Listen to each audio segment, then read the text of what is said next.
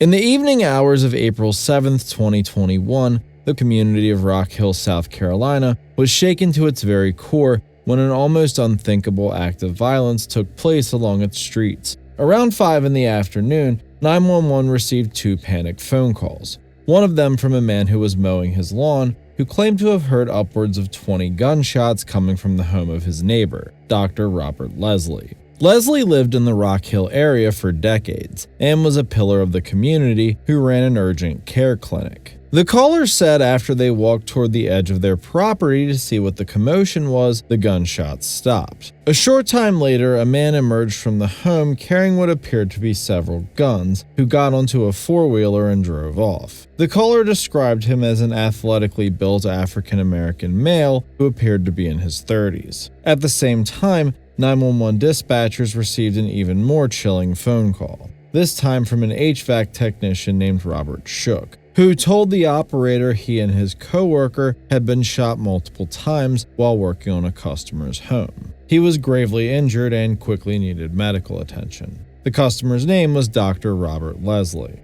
Officers and paramedics rushed to the doctor's residence, where they immediately found the 2 HVAC workers suffering from gunshot wounds. 38-year-old Robert and his colleague 38-year-old James Lewis worked for GMS Services and were working on Dr. Leslie's AC system that day.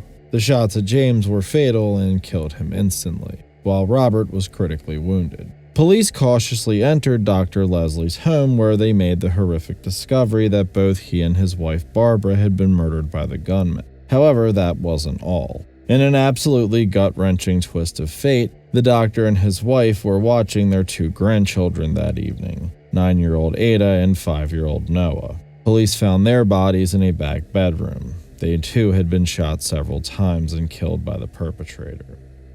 Police now had 5 victims dead and a 6th fighting for his life. Among the shell casings, blood, and other physical evidence, police found the cell phone of a man named Phillip Adams. Phillip Adams lived in Rock Hill his entire life at the home of his parents, Alonzo and Phyllis Adams. He attended Rock Hill High School, where he played football and basketball, excelling at both. He spent 4 years at South Carolina State University, where he played football and amassed a respectable college resume, which got him picked in the 7th round of the 2010 NFL Draft. In December of that year, though, he broke his ankle against the then St. Louis Rams, putting an early end to his rookie campaign. It was a gruesome injury that initially looked as though it would end Adams' career just as it was beginning. Though somehow he did recover and get back into good enough shape that he could make an NFL roster, he was never really the same, and he continued to struggle with injuries and poor on-field performance during his career.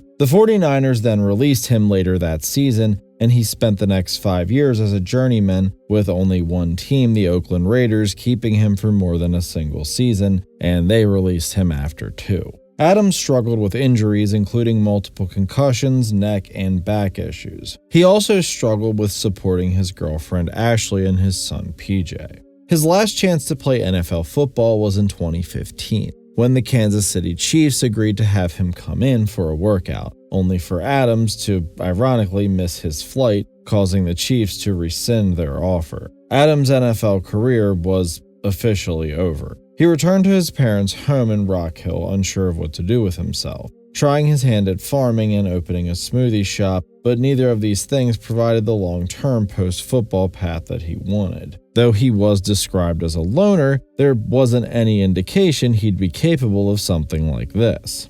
Before this incident, he was known throughout the neighborhood as a quiet, mild-mannered guy who was friendly with his neighbors and didn't really cause any problems. But after finding Adams' cell phone at a crime scene this horrific, it certainly appeared police had a manhunt on their hands. The woods surrounding the doctor's home was scoured with drones and police, with a helicopter even called in for assistance. Police continued searching the immediate area, but didn't go to Adams' residence until later in the evening, shortly after his parents and siblings had arrived home and were completely unaware of what was going on. Phillip was home and had locked himself in a back room and refused to come out and talk to police officers. They evacuated the home and told Phillip to come out of his room. However, the ex-football player became hostile and began making threats. For the next several hours, police attempted to negotiate Adams out of the home, speaking with him via loudspeaker and even getting his parents to try talking to him. A SWAT team was called out as the hours drew on, with police realizing a peaceful solution was becoming less and less likely. Then, without warning, Adams ceased all communication. When officers hadn't heard from him in quite some time, they decided to force their way into the room he'd barricaded himself into.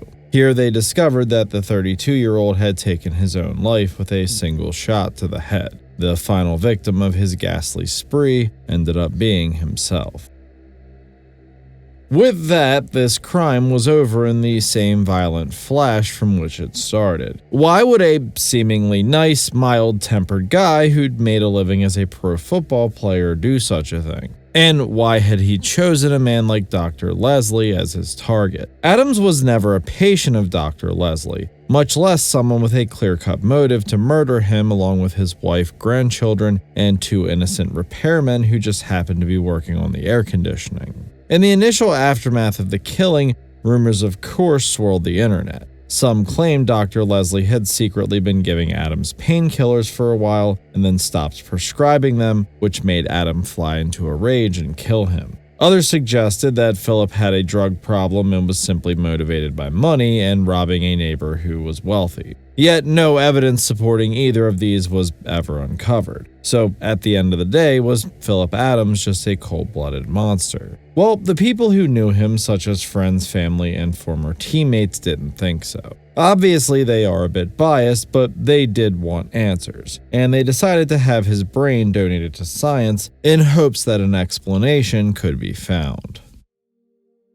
CTE, or chronic traumatic encephalopathy, is a severe neurological disease caused by repeated blows to the head. It is a common injury found in retired football players, boxers, and MMA fighters, but we are really only starting to learn about it in the last decade. We've talked about it before on this channel, specifically in our video about Chris Benoit, whose murder-suicide of his family and himself has been blamed by many on the effects of CTE. CTE can show similar effects to that of Alzheimer's and dementia patients, including bouts of rage and violence. There have been a lot of stories of former athletes either taking their own life or harming others, or just generally losing their minds, and people will often blame this on CTE. Researchers at Boston University examined Adams' brain and determined he had stage 2 CTE, which they believe could have impacted his behavior and contributed to his horrific spree. Obviously, they aren't in a position to say that it was the sole cause, no one is, but it would at least give some sort of explanation to this unbelievable tragedy. In the end, none of those involved are in a position to tell their side of the story, and I certainly don't want to take away from the horror of Adams' actions or suggest that CTE would absolve him of his responsibility in them. The loss of a beloved doctor, his loving wife, 2 innocent children, and a couple repairmen just doing their jobs is obviously the major story here. In the end, we will never know why this tragedy happened. We can only hope that the families of the victims and the family of Adams can finally find peace. Thanks as always for watching, and we'll see you guys next time.